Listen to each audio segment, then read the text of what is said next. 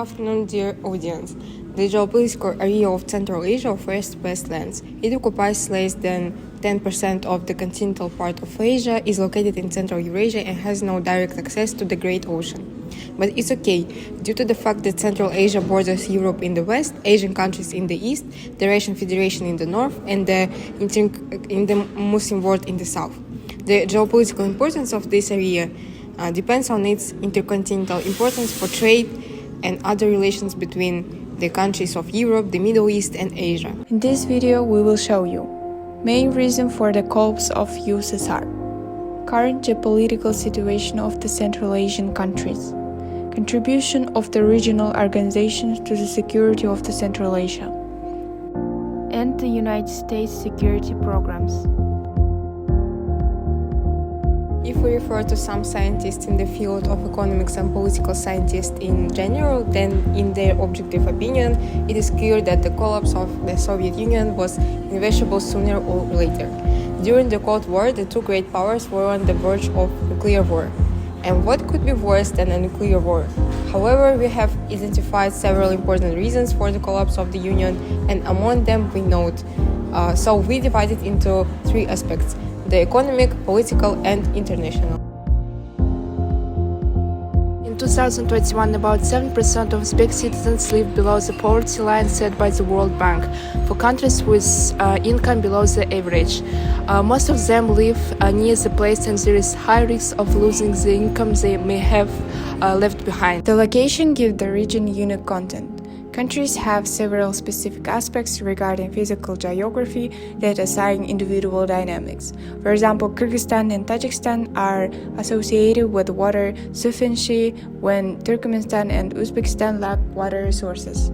On the other hand, Turkmenistan and Uzbekistan possess the offland location of the gas. Kazakhstan gained independence in 1991 on December 16.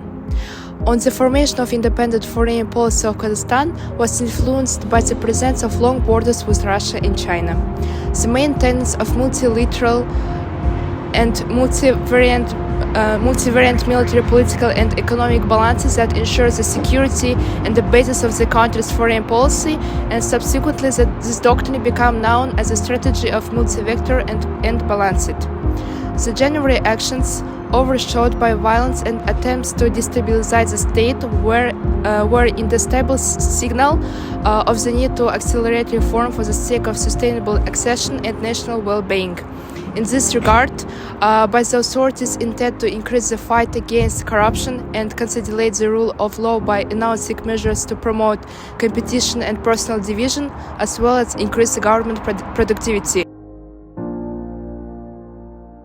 When you think of the world's biggest and most successful military alliance, you probably will immediately think of NATO. However, there are actually various security partnerships around the globe. Collective Security Treaty Organization. The CSTO Charter confirmed the desire of all participant states to refrain from the use of threats and force. Signatories won't be able to join other military alliances, and the Collective Security Treaty established that aggression against one member state will be perceived as aggression against all. Recently, CSTO was known to be an influence factor on shooting the serious unrest which took place in Kazakhstan in 2020, and here is the question: was it the right decision? According to most experts, the entry was the right decision because this was the first time that the CSTO showed itself as an active organization, and they performed quite well in practice. Also, Kazakhstan could defeat the military on its own, but at the cost of the more victims and more time. Also, the SCO, whose main task of organization are the strengthening of the stability and security in a wide area that unites the participant states, the fight against terrorism, separatism, the development of economic cooperation, scientific and cultural interaction. The SCO isn't a military bloc, as for example the CSTO, or an open regular security conference, but takes the intermediate position.